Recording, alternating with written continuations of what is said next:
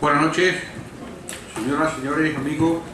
Bienvenidos a una sesión más del ciclo de conferencias sobre el bicentenario de la Guerra de la Independencia, organizado por el Ayuntamiento de Badajoz en colaboración con otras instituciones y organismos en el conjunto de actos y celebraciones que se están llevando a cabo desde principios de año con relación a esta importante efeméride.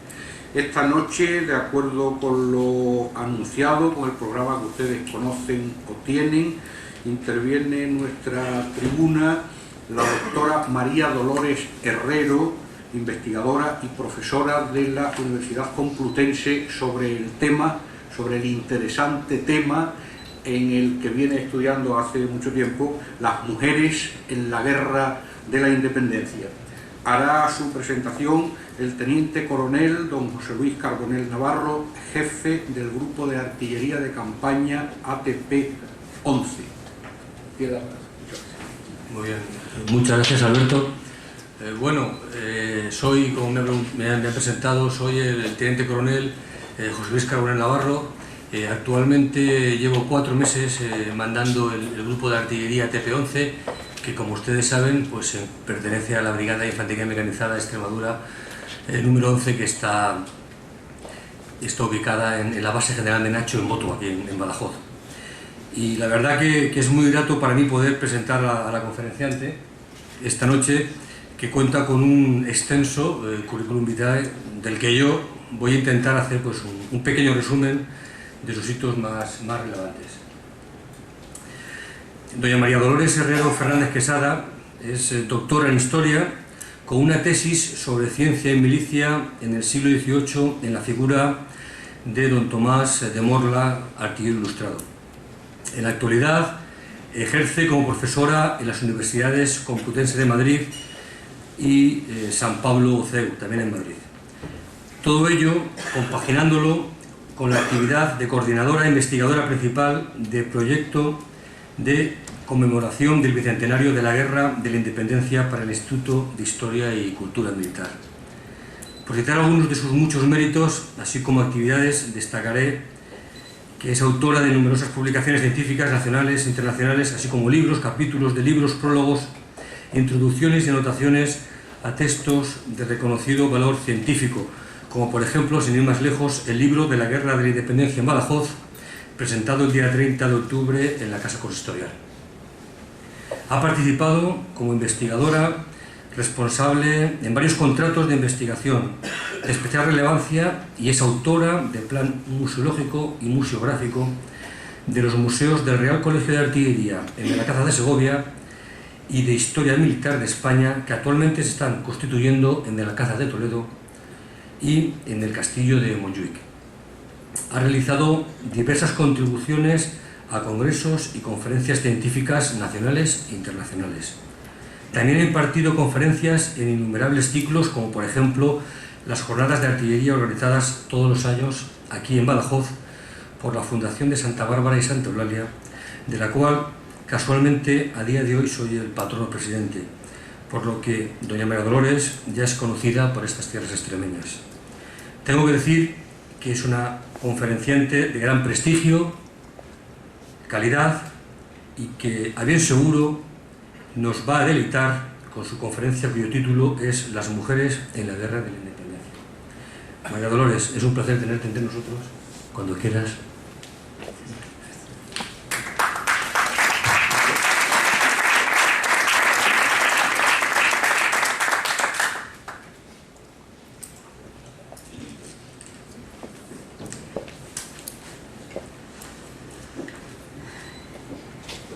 Buenas tardes.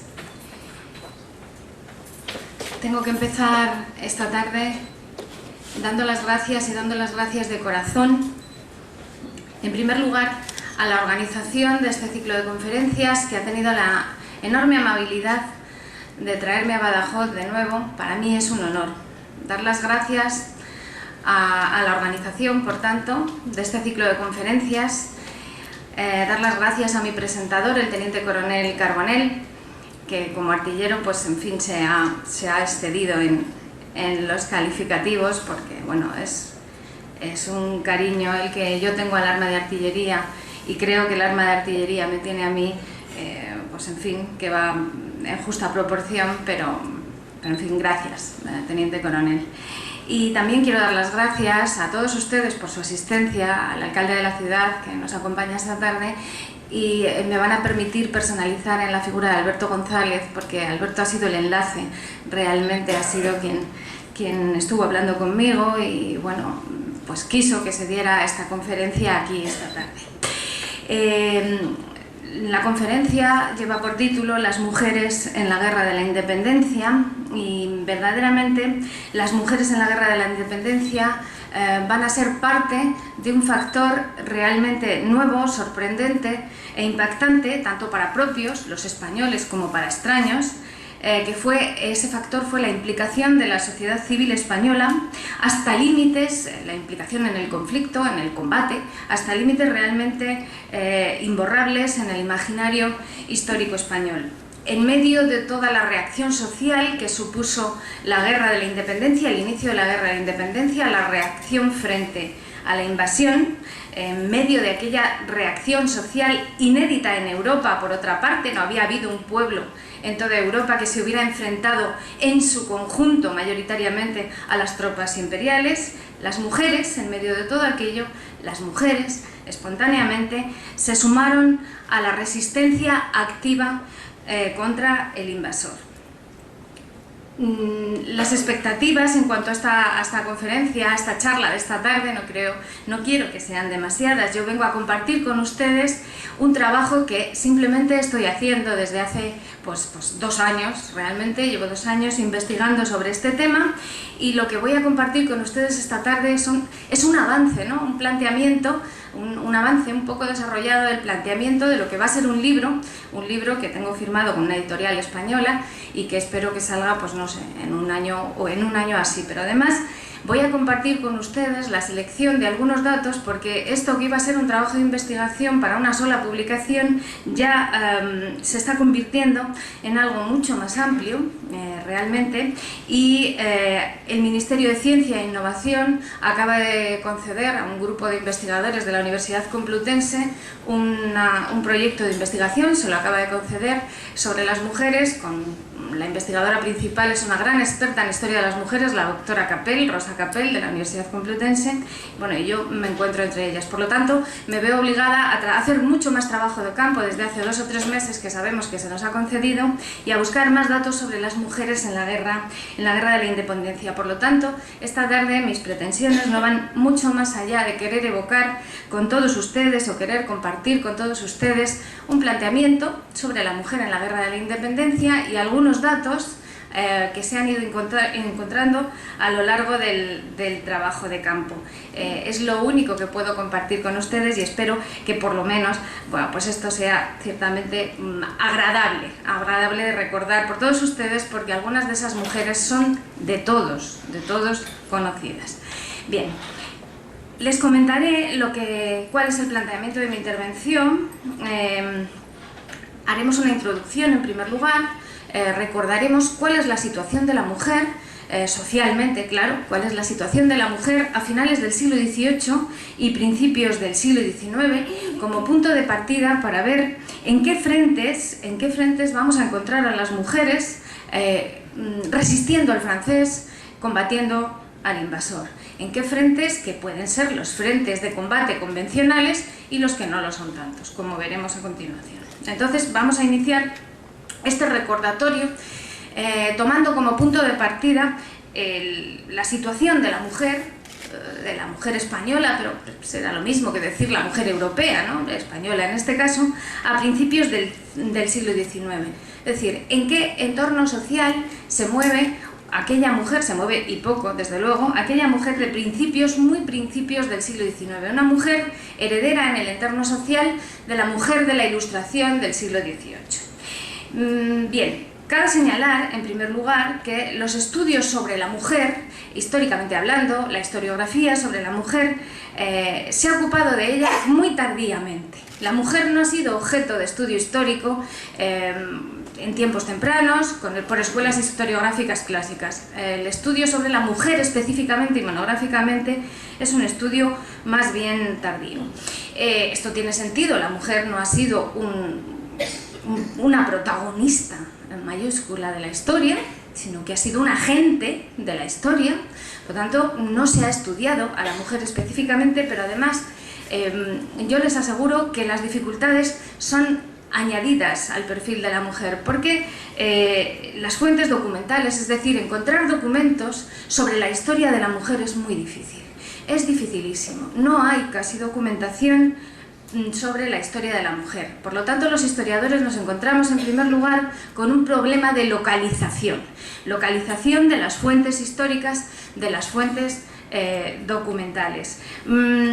Verdaderamente la mujer no participaba en la vida oficial, en la vida activa de la sociedad, por lo tanto quedaba reflejada su participación en escasísimos documentos. Por otra parte, la documentación que encontramos casi está referida en un porcentaje muy elevado a las élites de la sociedad, a las mujeres de la nobleza, a las mujeres de la alta burguesía. De las mujeres del pueblo encontramos muy pocos testimonios, muy pocas referencias y desde luego casi ninguna documentación directa, casi ninguna documentación o fuente directa. Esto se agrava cuando nosotros tenemos que o queremos investigar sobre la mujer en la Guerra de la Independencia. Es decir, no es que queramos investigar sobre la mujer a finales del siglo XVIII, ni a principios del XIX, sino que además es un proceso, son unos años en los que se vive una situación especial, se vive una situación de guerra. Por lo tanto, nosotros nos vamos a encontrar con una dificultad añadida. Pero esto es general, es decir, encontrar fuentes documentales sobre la historia de la mujer es bastante difícil. ¿Por qué? Pues entre otras cosas, como tenemos poco tiempo y yo pues realmente debería resumir para ir a lo que nos interesa esta tarde aquí, como tenemos poco tiempo, lo podemos explicar con una de las expresiones que es realmente una tesis que ha desarrollado uno de mis maestros, el profesor Ricardo García Cárcel de la Universidad Autónoma de Barcelona, y que ha definido la situación de la mujer históricamente hablando, y luego más concretamente a finales del XVIII y principios del XIX, como una situación de invisibilidad histórica. Invisibilidad histórica, por lo tanto, invisibilidad social. La mujer está sumida en un entorno de ausencia de protagonismo social y político. Estamos hablando, por tanto, de un colectivo, el colectivo femenino, que es un colectivo, repito, históricamente hablando, silente, un colectivo silencioso, un colectivo al que no se le escucha, al que no se le oye. Por tanto, también podríamos decir, sin temor a equivocarnos, que ha sido un colectivo históricamente marginado, ya no socialmente marginado, sino históricamente marginado. ¿A qué se reducía la vida de una mujer a finales del siglo XVIII y a principios del XIX, de estas mujeres españolas que recibieron, sin querer recibir, a las tropas francesas en nuestro país? Pues bien, la presencia de la mujer se reducía al ámbito familiar, como nos podemos imaginar y no puede ser de otra manera. La mujer solamente tenía dos ámbitos de desarrollo, dos espacios en los que poder desarrollar sus actividades. Uno era el convento, y lo vamos a dejar al margen, y otro era la casa o la familia, es decir, las labores de procreación, del cuidado de todos en general, de niños, mayores, ancianos, etc., de la administración de la economía familiar, en fin, lo que era simplemente un hogar. Esa era la situación de la mujer, en ese ámbito se desenvolvía, por supuesto, sin ningún tipo de derechos, porque realmente si el varón tampoco los tenía en aquellos momentos, los derechos de igualdad, fraternidad y todo esto, llegarán de la mano de la Revolución Francesa, como saben, y en los textos escritos, otra cosa es en la práctica, cuanto menos para la mujer. Lo que nos interesa aquí esta tarde es hablar de las mujeres españolas en la Guerra de la Independencia, por lo tanto, tenemos que descender al detalle de decir que en la intervención en conflictos militares, las mujeres nunca se encontraban participando en el combate. Si las mujeres en algún momento aparecían en un combate, era una situación calificada de excepcional.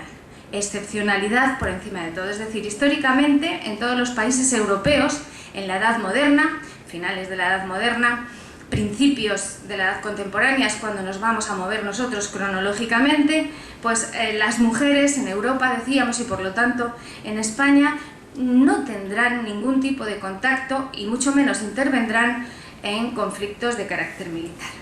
Y como hablamos de la guerra, lógicamente no intervenían en cuestiones militares, la guerra ya se había profesionalizado mucho a finales del siglo XVIII, a lo largo de todo el siglo XVIII la guerra se profesionalizó, en España se institucionalizan los ejércitos permanentes y a partir de ese momento aquellos que se dedican a la carrera de las armas van a hacer de ello su profesión, por lo tanto dedicarse a la guerra, dedicarse a la carrera de las armas va a ser algo muy específico, va a ser algo muy especializado, incluso en algunos casos muy técnico, desde luego no para mujeres, cosa de hombres. Sin estar en guerra, en el ámbito militar nos encontramos que a lo largo del siglo XVIII, cuando se han creado los ejércitos permanentes, la mujer no tiene cabida. No tiene cabida, evidentemente, en el siglo XX la ha tenido y muy tarde en las Fuerzas Armadas Españolas, cuando menos en la época que estamos hablando, pero no tiene cabida ni siquiera, y esta documentación la he trabajado yo durante muchos años, ni siquiera en las dependencias militares, ni siquiera en las instituciones militares. Se evitaba la presencia de la mujer en las unidades militares, en las instituciones militares y, por ejemplo, les traigo aquí el ejemplo, en el Colegio de Artillería de Segovia, en las academias militares, en las escuelas militares, en el Colegio de Artillería, he trabajado documentación preciosa de leer, por otra parte, porque está muy bien descrita y muy bien escrita, en la que se decía que las mujeres solamente podían entrar en la academia, en el Colegio de Artillería, en el momento de ejecutar las labores, por supuesto, de limpieza y todo lo que tuviera que ver con las cocinas, con la comida. Por lo demás, la mujer tenía que permanecer fuera del recinto, únicamente estaba en el periodo de tiempo que se ocupaba de ese tipo de labores. Hay que recordar aquí que incluso los profesores de esas academias militares debían estar solteros para ser profesores, es decir, no podían solicitar destino o vacante de profesor en una de esas academias estando casado, quedaban excluidos por estar casados. Entonces se les exigía el requisito de soltería y a estas señoras se las dejaba, mujeres del pueblo, todas ellas evidentemente, se las dejaba pasar únicamente para que ejecutaran en el mínimo tiempo posible sus labores de servicio doméstico, diríamos hoy. Se apreciaba que la presencia de la mujer en aquellas instituciones militares era considerada ciertamente como una presencia casi perniciosa, contraproducente. No aportaba nada, en realidad no aportaba nada bueno. Por eso vamos a pasar directamente ya a hablar de la mujer en la Guerra de la Independencia, partiendo en estos 5 o 10 primeros minutos de la situación general en la que se movía.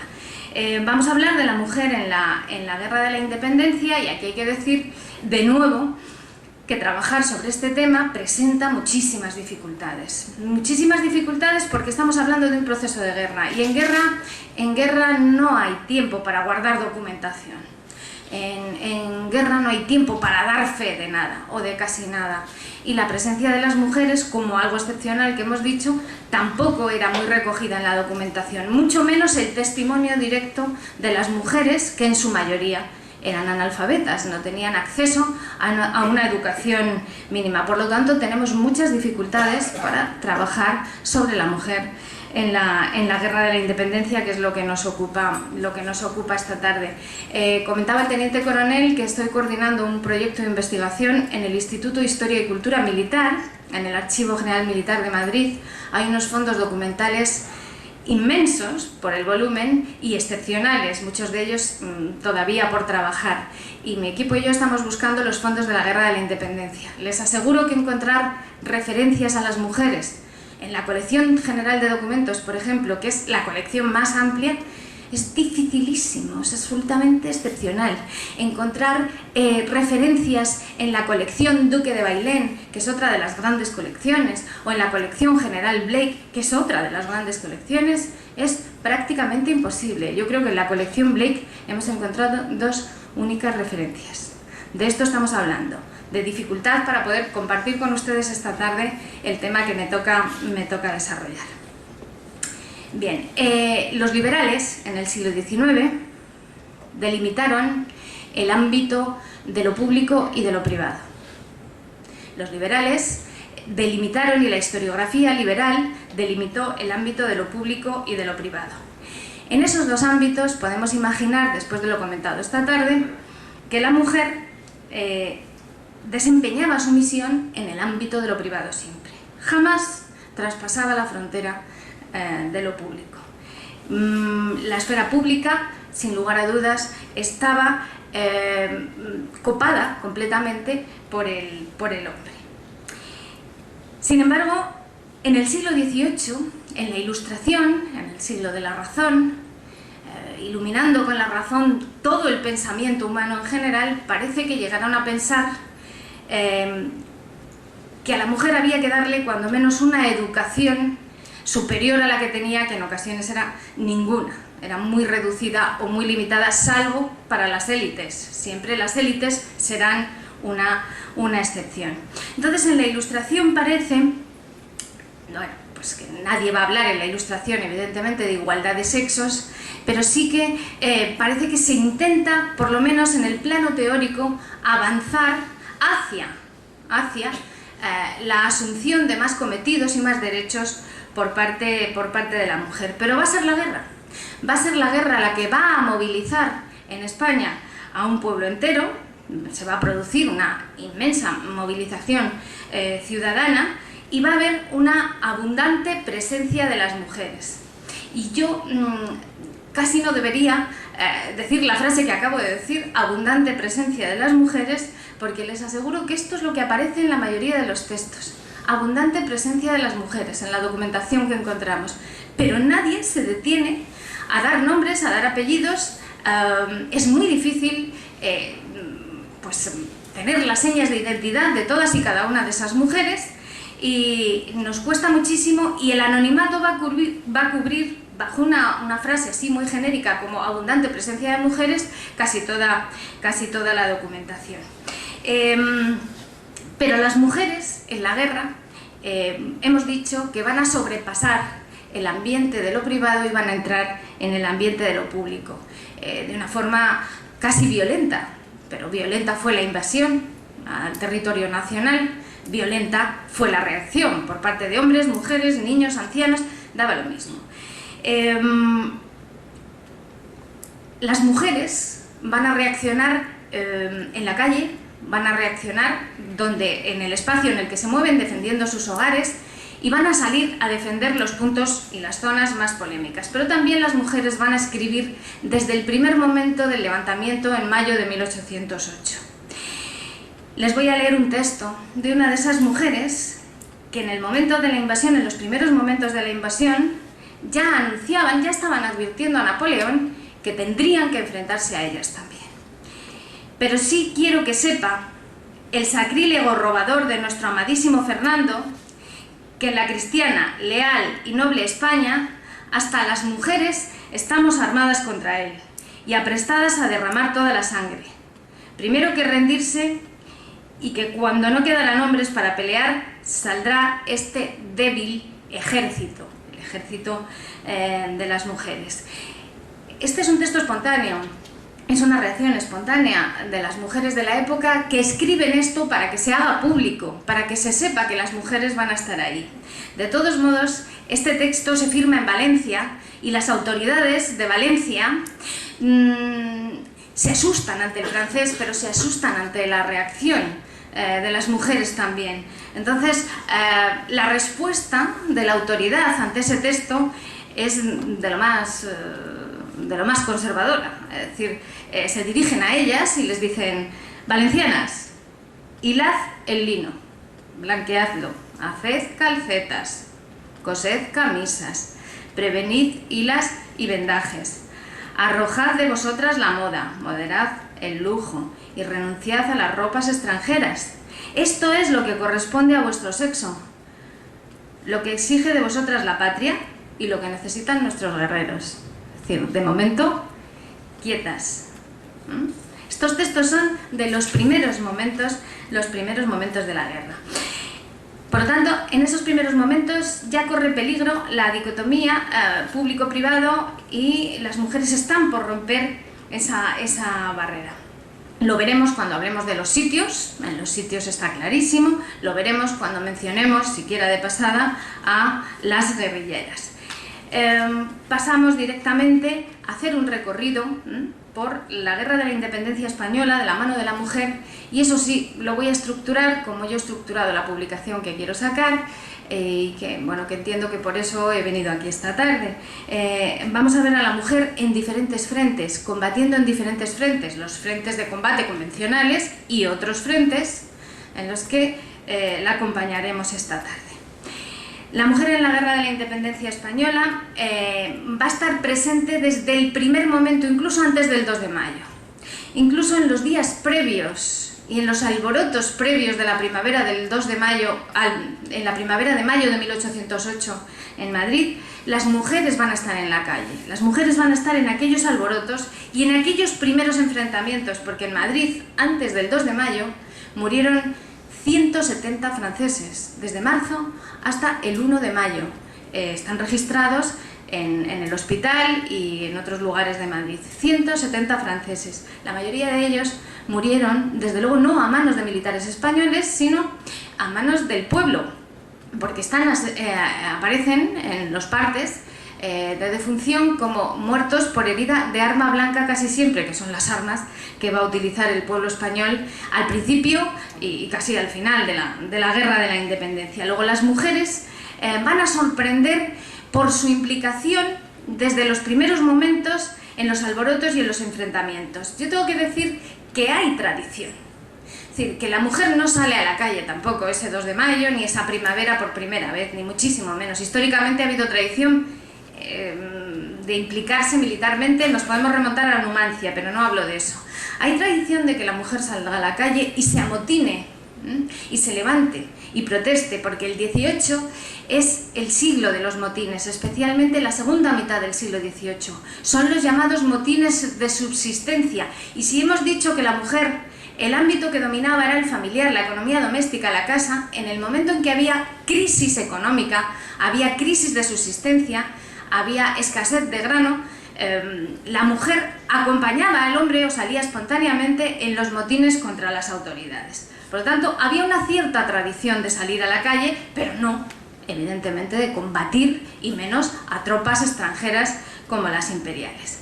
En la documentación que hemos trabajado para este libro y para esta investigación y que estamos trabajando, y en la documentación concretamente del 2 de mayo, que es otra de mis líneas de investigación en los últimos años, se refleja esta sorpresa que les comento en las descripciones, y se refleja como testimonios en los diferentes documentos, en las diferentes partes de guerra, en las diferentes descripciones del ambiente del 2 de mayo en Madrid.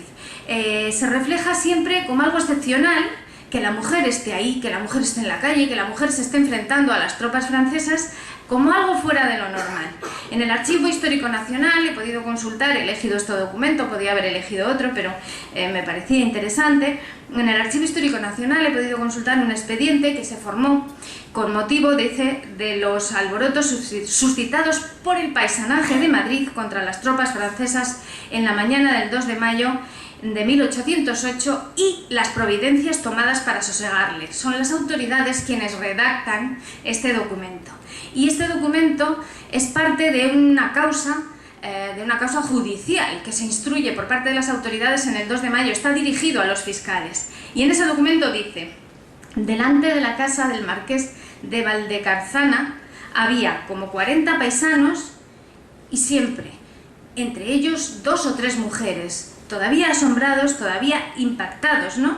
Siempre en esta documentación de los primeros momentos de mayo de 1808 se da la cifra de mujeres, se cita la presencia de las mujeres como algo nunca visto realmente, como algo excepcional. Y es que ese 2 de mayo de 1808, el 2 de mayo, cuando se produce el levantamiento, se va a crear un modelo. Se va a crear realmente un modelo de respuesta para toda España. El 2 de mayo se produce en Madrid. Madrid es la capital, la corte, pero los franceses llegan a Madrid sabiendo perfectamente cuál es el plan diseñado y el pueblo de Madrid no se va a resignar, va en todo caso a reaccionar como todos ustedes saben. Por lo tanto, el ejemplo, el referente de Madrid en el 2 de mayo de 1808 se va a extender por toda la península y se va a crear un modelo de respuesta ante la invasión. Un modelo de respuesta y de insumisión ante el francés. Aquella jornada, sin duda, reúne todos los protocolos que después se van a repetir clónicamente, prácticamente de forma clónica, en muy diferentes puntos de la península, incluido Badajoz, como todos ustedes conocen, seguro que mejor que yo. Y estos comportamientos que se van a repetir se harán a la hora de articular espontáneamente por parte del pueblo la reacción, la resistencia contra el invasor.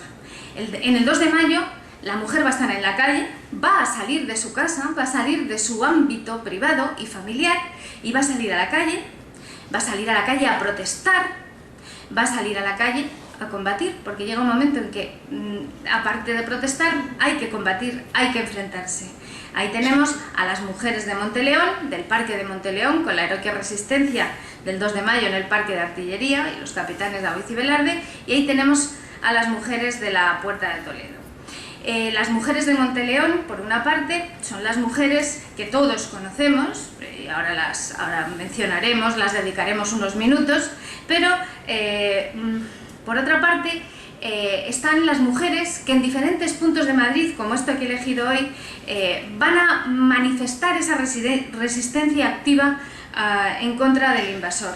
Ese grupo de mujeres, por ejemplo, que en la Puerta de Toledo decidieron que si en su mano estaba, los coraceros franceses a caballo no iban a pasar, no iban a entrar a Madrid por esa entrada.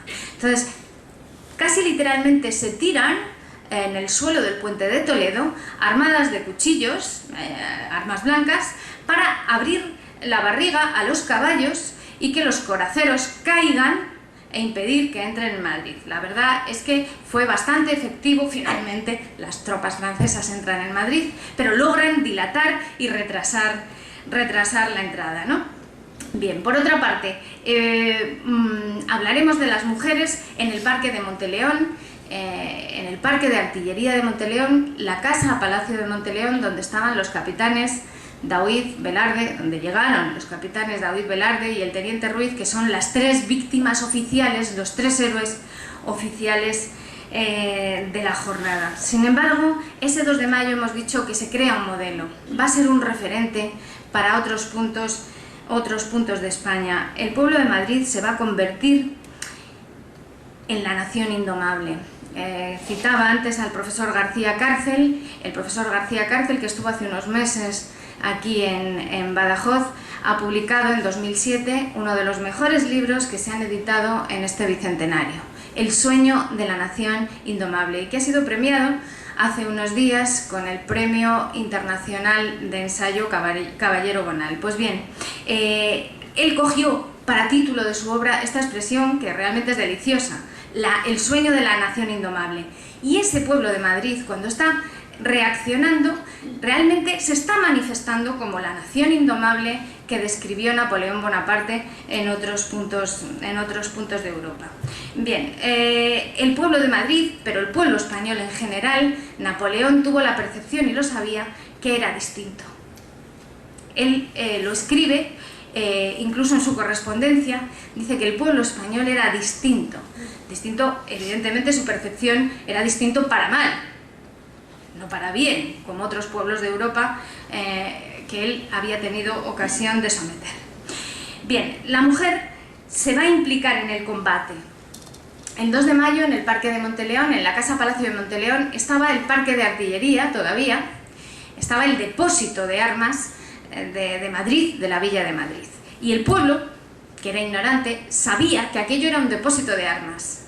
Y desde la madrugada estaba solicitando a los militares de la guarnición de Madrid que les armaran. Pedían armas para combatir al francés. Los militares españoles tuvieron serios problemas para aceptar esa propuesta. Tuvieron serios problemas. En primer lugar, como es de todos conocido, la guarnición de Madrid no se implica en la reacción y las autoridades militares de Madrid no se van a implicar en la reacción. Pero además, los militares que finalmente entregan las armas al pueblo, los capitanes de artillería Daoiz y Velarde, tienen problemas de conciencia. Están viendo cómo se resquebraja su mentalidad. Son militares ilustrados, militares profesionales que entienden que el pueblo no está preparado en absoluto para utilizar armas ni para hacer la guerra. La guerra es cosa de los militares. Tienen problemas de conciencia, pero la situación está al límite que finalmente, como saben, terminan dándole armas al pueblo. Bien, y en ese proceso tan convulso, sin lugar a dudas, la incorporación de la mujer a la resistencia va a ser absolutamente espontánea. Nadie va a llamar a la mujer, pero la mujer va a salir como uno más a resistir y a combatir. Y va a tener un papel, desde luego, más que reseñable, independientemente de su edad, independientemente de su estado civil, o de los tópicos que adornaban a lo que se llamaba en la documentación de la época siempre, era muy repetido, el bello sexo. En Monteleón tenemos que citar a una mujer, Clara del Rey, a una madrileña, vecina de allí, del barrio de Maravillas, que con sus 3 hijos, Juan, Ceferino y Estanislao, y con su marido, Manuel González Bravo, entró en el parque para resistir con la escasísima guarnición artillera y combatir al francés. No se apartó de los cañones, porque en el parque de Monteleón se combatió con fusilería por un lado y con cañones, pocos, pero con algunos cañones apostados a la puerta.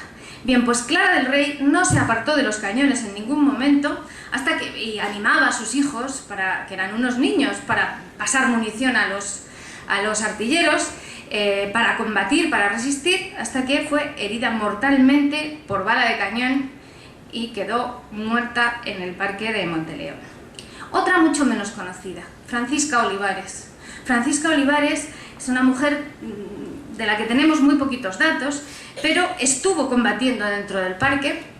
Está el tópico de Manuela Malasaña, llegaremos a ello, pero Francisca Olivares, por ejemplo, pues no es nada conocida. Ella vivía en la calle Madalena Alta, muy cerca del parque de Monteleón, y estuvo combatiendo, pero combatiendo con pasión casi, durante los 3 embates que las tropas francesas dieron al parque de Monteleón, hasta que cayó mortalmente herida, pero mortalmente herida. La tuvieron que llevar en parihuelas a su domicilio y allí murió, y dejó nada menos que 7 hijos huérfanos. En la resaca de los sucesos del parque de Monteleón, porque el parque de Monteleón cae a las 2 de la tarde, se había terminado todo, los franceses terminan haciéndose con el parque de Monteleón a las 2 de la tarde, bueno, pues en la resaca, ¿no?, de los sucesos, no solo del parque de Monteleón, sino del 2 de mayo, pero del parque de Monteleón, porque es la zona topográfica a la que nos vamos a referir, en la resaca de esos sucesos, vuelve a su casa una joven madrileña, casi una adolescente madrileña, Manuela Malasaña, y en esto, bueno, pues afortunadamente la ciencia histórica continúa investigando, rompe tópicos y rompe historias personales e historias colectivas. En Manuela Malasaña siempre se dijo que había ayudado a su padre, que por cierto, el 2 de mayo de 1808 estaba muerto, es decir, había fallecido previamente. Bueno, pues siempre se dijo de una forma muy romántica. Luego la historiografía romántica del 19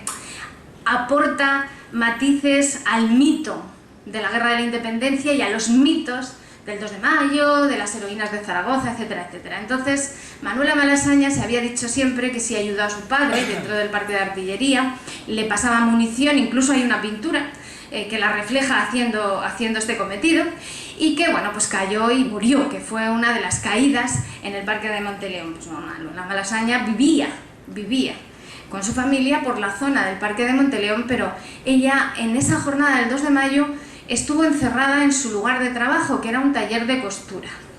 La jefa del taller de costura no dejó salir a las chiquillas en ningún momento para que no corrieran peligro, pero ya con el silencio que se hizo en Madrid, un silencio realmente tremendo.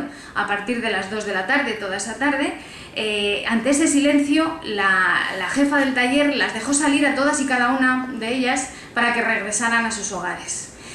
El problema era que las calles estaban tomadas por los franceses y que Murat, el lugarteniente de Napoleón, había dictado un bando que dicen algunas crónicas que era digno de Atila.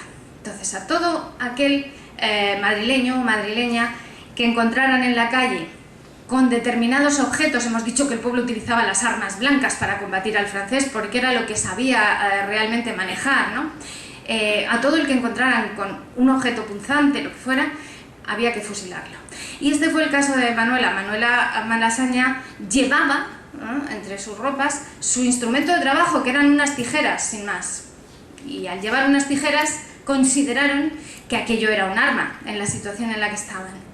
Realmente ella se resistió a dar facilidades a la patrulla francesa y fue fusilada en la misma calle. Pero no sería justo que nos quedáramos en los nombres de siempre, en los nombres que tienen calles, algunas de ellas, Francisca Olivares no lo tiene, desde luego.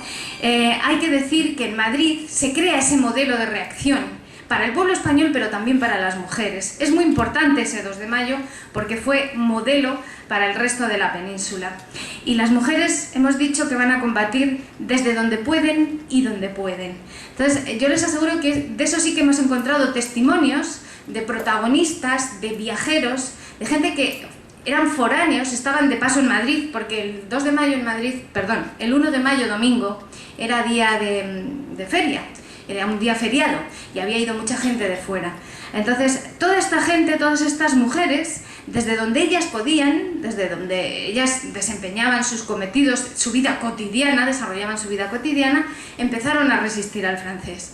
Y resulta que en esos testimonios de viajeros y de gente foránea encontramos que desde las casas, desde los domicilios privados, se luchaba contra los franceses, pero eran ya las mujeres y las mujeres del servicio y las mujeres de la casa, en definitiva, las que estaban combatiendo al francés, arrojando pues todo lo que tenían a mano. De tal manera que en la calle Infantas, una calle pequeñita, estrecha, paralela a la Gran Vía, en la calle Infantas, las mujeres, desde las casas, lanzaban macetas.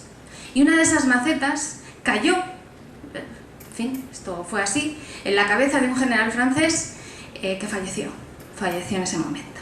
Claro, ante esto, las autoridades francesas, aunque no había terminado el 2 de mayo, aunque todavía no era mediodía, dieron órdenes a las tropas francesas de ir señalando, ir haciendo señales en todas aquellas calles y en todos aquellos portales que se había combatido, fundamentalmente el elemento femenino, contra las tropas que estaban intentando tomar Madrid.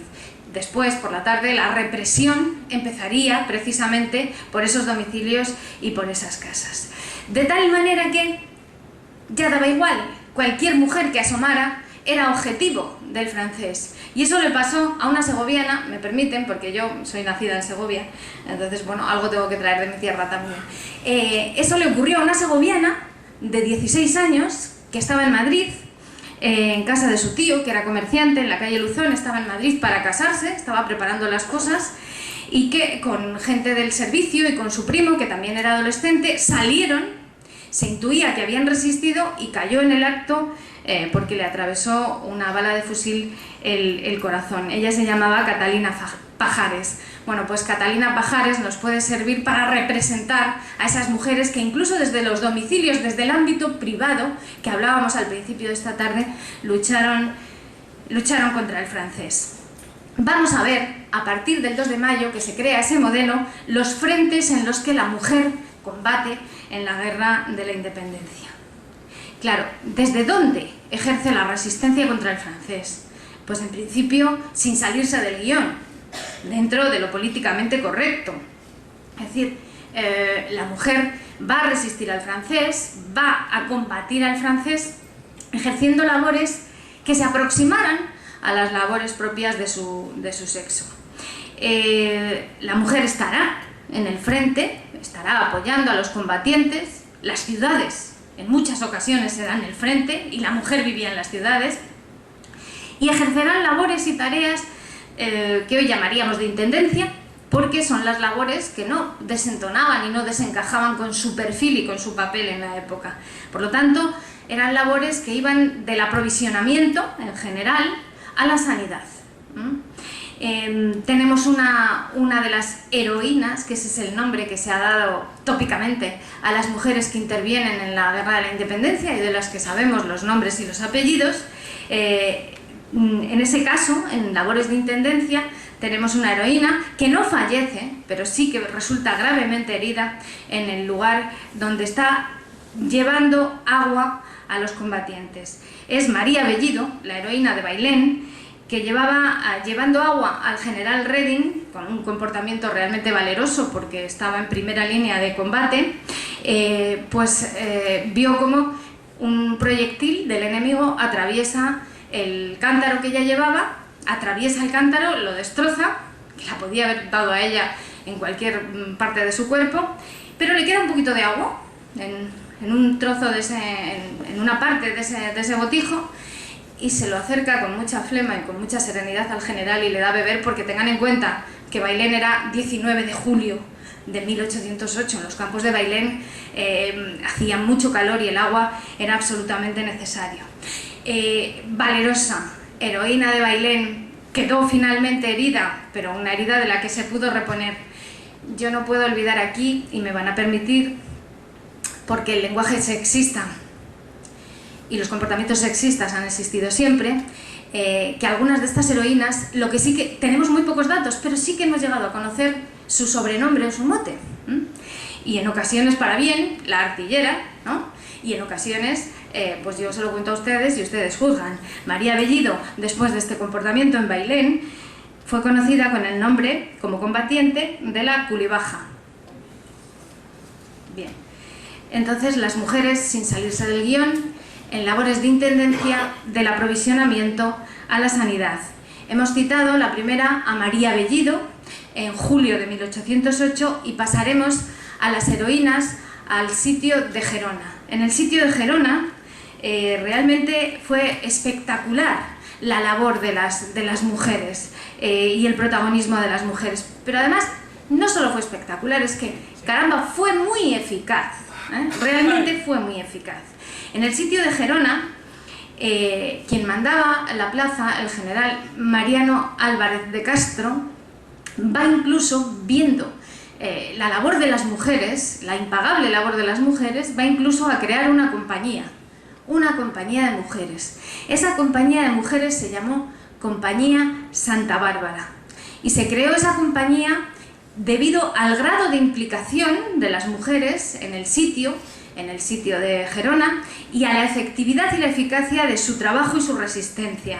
Lo que se buscaba con la creación de esta compañía de Santa Bárbara, de mujeres de Santa Bárbara, lo que se buscaba era organizarlas, sin más. Es decir, ellas eran muy rentables en aquel sitio, pero si estaban organizadas realmente lo serían mucho más. Y organizarlas, ustedes juzgarán, casi militarmente. Se conserva la instrucción, se conserva el reglamento que se crea, es decir, un reglamento de creación de esa compañía. Y sorprende la denominación que se les da a estas damas, que se les da a estas señoras que formaban parte de la Compañía Santa Bárbara. Digo damas y digo señoras porque así se alude a ellas en el texto, no porque formaran parte de las élites. Había gente de toda condición formando parte de esa compañía. Y se les va a dar unos nombres a los cargos de cada una de ellas que realmente están muy próximos a lo militar. Es una organización militar. La compañía de señoras mujeres gerundenses tendrá la denominación de Compañía de Santa Bárbara. Constará la expresada compañía de 200 plazas, 200 mujeres, en Gerona organizadas, por libre más, pero 200 organizadas, con 4 comandantas. A esto me refería, a la denominación que les va a dar a las jefas Álvarez de Castro.